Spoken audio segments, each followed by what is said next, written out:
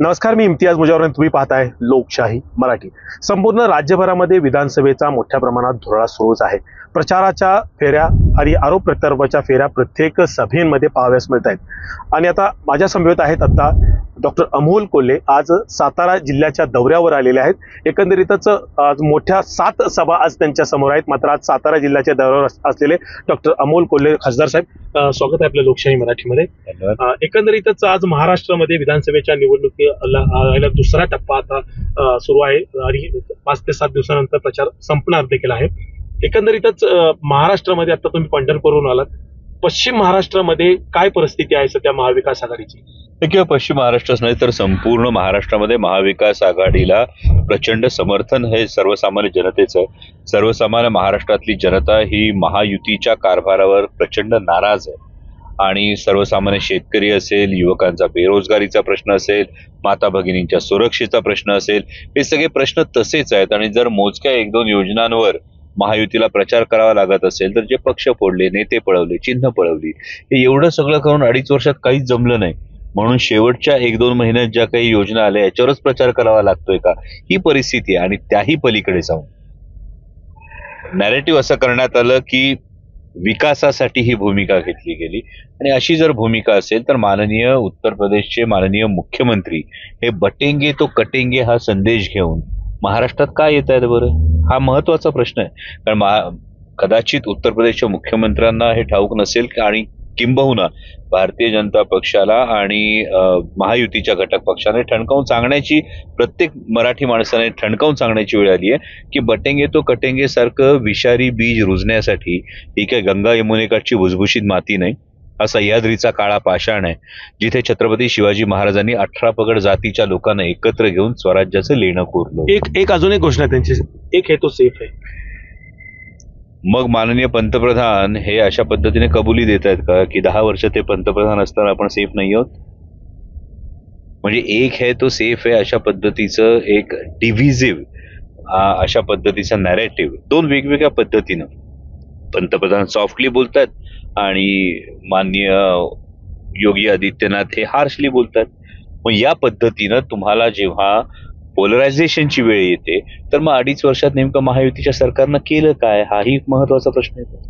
नक्कीच आता आपण सातारा जिल्ह्याच्या दौऱ्यावर आहात। साताऱ्यामध्ये खऱ्या अर्थानं महाविकास आघाडीतल्या तुतारी पक्षाला खऱ्या अर्थानं जो सातारा जिल्हा राष्ट्रवादीचा बालेकिल्ला आहे, तुतारी पक्षाला अवघ्या 3 जागा या ठिकाणी मिळालेल्या आहेत। एकंदरीतच ज्या वाई विधानसभा मतदारसंघातून आपण आता प्रवेश करताय किंवा प्रवास करताय, वाई विधानसभा मतदारसंघातून उमेदवारीचा शेवटपर्यंतचा जो तेढा सुटत नव्हता, मदनप्पा पिसाळ यांच्या सुनबाई यांना पक्षाची उमेदवारी देण्यात आलेली आहे। अगदी नौखा उमेदवार शरद पवार साहेबांनी दिलेला आहे। कितपत यश मिळू शकतं किंवा अजून किती त्याला धडपड करावी लागणार आहे? नाही, 100% यश तर आदरणीय शरदचंद्रजी पवार साहेबांना यश आहे। कारण आता तुम्हाला गाडीत कॅमेरा हलत असताना जो काही वाई महाबळेश्वर मतदारसंघाचा हा जो विकास तुम्हाला या खड्ड्यांच्या रूपानं दिसतोय हा तुमच्या समोर येतोय।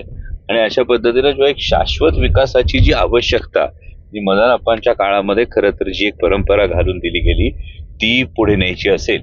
आणि दुसरी महत्वाची गोष्ट म्हणजे आदरणीय शरदचंद्रजी पवार साहेबांचा विचार हा सातारा जिल्हा मानणारा विचार आहे। स्वर्गीय यशवंतराव चव्हाण साहेबांच्या सुसंस्कृत राजकारणाला मानणारा हा सातारा जिल्हा आहे। आणि त्यामुळे सातारा जिल्हा हा महाविकास आघाडीच्या पाठीमागे ठामपणे उभा राहील।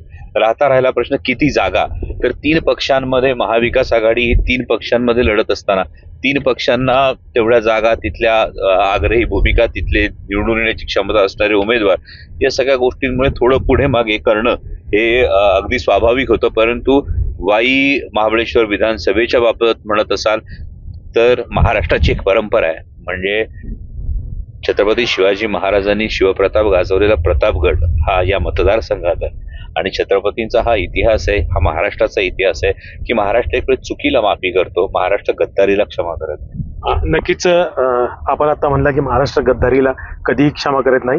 मात्र अजित पवार यांनी शरद पवार यांच्या पक्षाला बाजूला जाऊन महायुतीच्या बरोबर गठबंधन केलं, हातात हात मिळून त्यांचं काम सुरू आहे सुद्धा। पण ही गद्दारी आणि त्याचबरोबर त्यांच्याच पक्षातले उमेदवार मकरंद पाटील जे तुमच्या बरोबर सहकारी म्हणून होते, आज ते अजित पवार पक्षाकडे त्या ठिकाणी उमेदवारी लढत आहेत। त्यांच्या कारकिर्दीच्या बाबतीत आपणाला काय? मुळात गुलाबी गँगची परिस्थिती अशी झालेली आहे की आदरणीय दादांसारखा मोठा नेता, ज्या दादांना केवळ एक अर्ज भरायचा आणि शेवटची सभा घ्यायला बारामतीला जायचं, अशी जी परिस्थिती होती, त्या दादांना आज गावन गाव ढुंढाळून काढावं लागतंय, सगळीकडे गल्लीबोळात फिरावं लागतंय बारामती सारख्या ठिकाणी.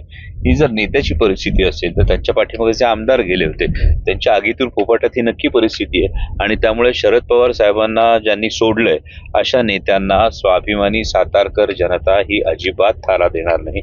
वाई महाबळेश्वरची विधानसभेची ही जी जनता आहे ही आदरणीय पवार साहेबांना सोडणारा नेता, मग तो कोणीही असला तरी सुद्धा त्यांना त्यांची जागा दाखवल्याशिवाय राहणार नाही. डॉक्टर साहेब, आता तुम्ही म्हटला की पवार साहेबांना मानणारा हा संपूर्ण जिल्हा आहे, पण छत्रपतींचे 2 वारसदार सातारा जिल्ह्यात आहेत आणि त्यांनी पूर्णतः सातारा जिल्ह्यामध्ये 8च्या 8 जागा महायुतीच्याच निवडून आणू अशी त्या ठिकाणी शपथ घेतलेली आहे. एकंदरीतच त्यांचे प्रचार आणि संपूर्ण दौरे सुरू आहेत.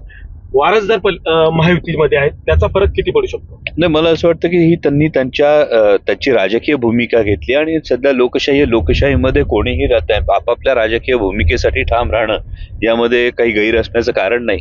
परंतु ज्या पद्धतीनं महायुतीनं सर्वसामान्य शेतकऱ्यांची फसवणूक केलेली आहे, आज तुम्ही बघत असाल तर कापूस उत्पादक शेतकरी असेल, सोयाबीन उत्पादक शेतकरी असेल, कांदा उत्पादक शेतकरी असेल, टोमॅटो उत्पादक शेतकरी असेल, प्रत्येक जण नाडला गेलेला आहे. आज महाराष्ट्रामध्ये जर दिवसाला 8 शेतकरी आत्महत्या करत असतील, महिन्याला जर 200 शेतकरी आत्महत्या करत असतील, तर शेतकऱ्यांच्या भाजीच्या देठाला सुद्धा हात लागू देऊ नका, ही छत्रपती शिवाजी महाराजांची जी शिकवण आहे. संपूर्ण जिल्हा आहे, पण छत्रपतींचे 2 वारसदार सातारा जिल्ह्यात आहेत आणि त्यांनी पूर्णतः सातारा जिल्ह्यामध्ये 8च्या 8 जागा महायुतीच्याच निवडून आणू अशी त्या ठिकाणी शपथ घेतलेली आहे. एकंदरीतच त्यांचे प्रचार आणि संपूर्ण दौरे सुरू आहेत. वारसदार महायुतीमध्ये आहेत, त्याचा फरक किती पडू शकतो? नाही, मला असं वाटतं की ही त्यांनी त्यांची राजकीय भूमिका घेतली आणि सध्या लोकशाहीमध्ये कोणीही आपापल्या राजकीय भूमिकेसाठी ठाम राहणं यामध्ये काही गैर असण्याचं कारण नाही.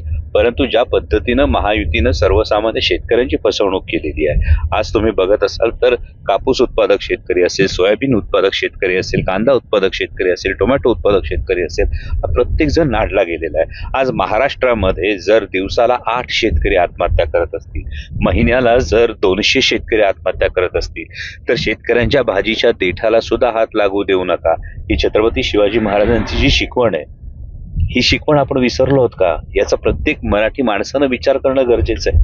आणि हे होत असताना आज महाराष्ट्रातून युवकांच्या हातातोंडचे जाणारे रोजगार असतील, मग महाराष्ट्राची भाकरी खाऊन जर गुजरातची चाकरी महायुतीचं सरकार करणार असेल तर वेदांता फॉक्सकॉन गेला, बल्क ट्रक पार्क गेला, टाटा एअरबस सारखा प्रोजेक्ट गेला, जवळपास 5.5 लाख कोटींची गुंतवणूक गेली.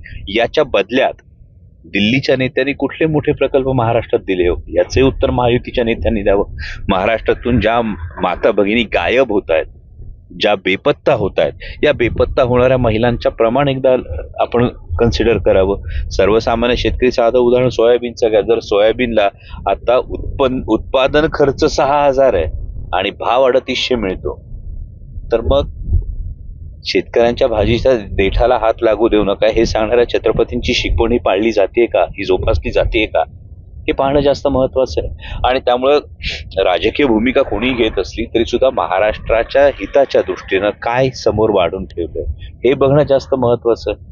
ज्या पद्धतीनं महाराष्ट्रात पक्ष फोडले गेले, चिन्ह पळवली गेली, पक्षांची नावं पळवली गेली, नेते पळवले गेले, हे सगळं सुसंस्कृत राजकारणाला, म्हणजे सातारा जिल्हा हा स्वर्गीय यशवंतराव चव्हाण साहेबांचा जिल्हा आहे आणि स्वर्गीय यशवंतराव चव्हाण साहेबांनी जो सुसंस्कृत राजकारणाचा मापदंड खरं तर उभ्या देशात घालून दिला, या सुसंस्कृत राजकारणाला हे सुसंगत वाटतं का? असे चिन्ह पळवणं, पक्ष फोडणं, नेते पळवणं आणि मग कालपर्यंत भ्रष्ट असलेला नेता म्हणजे माननीय पंतप्रधान भोपाळच्या सभेमध्ये 70,000 कोटींचा आरोप करतात आणि न खाऊंगा न खाने दूंगा म्हणणारा पक्ष हा त्याच ज्यांच्यावर आरोप आहे त्यांच्या मांडीला मांडी लावून सत्तेत बसतो आणि मग ते विकासासाठी एकत्र येतात. मग हे जनतेची डोळ्यात ही धुळफेक नाहीये का? हा महत्वाचा प्रश्न. शेवटचा प्रश्न आहे. अजित पवारांनी नुकत्याच आता एका इंटरव्ह्यूमध्ये 147 जागा आमच्या निवडून येतील असा त्या ठिकाणी सुतोवाच केलेला आणि एका भाषणामध्ये त्यांनी सांगितलेलं आहे की बारामतीच्या जनतेने आमचा आता करेक्ट कार्यक्रम केलेला आहे. शरद पवारांच्या नंतर बघणार कोण नाही आता मीच आहे, नवखा उमेदवार काय बघणार? मला वाटतं दादांसारखा मोठा नेता माझ्यासारख्या लहान कार्यकर्त्यांना त्यांच्याविषयी बोलू नये, परंतु दादांचा एक चांगला स्वभाव आहे. आपल्या कार्यकर्त्यांचं मनोबल उंचावण्याचा ते कायम प्रयत्न करतात. त्यामुळे ही सगळी विधानं ही कार्यकर्त्यांचं मनोबल उंचावण्याचा त्यांचा प्रयत्न असेल. कारण पराभव हा त्यांच्या इतक्या जाणत्या किंवा ज्येष्ठ नेत्याला पराभव हा अटळ आहे ही गोष्ट स्पष्ट दिसते.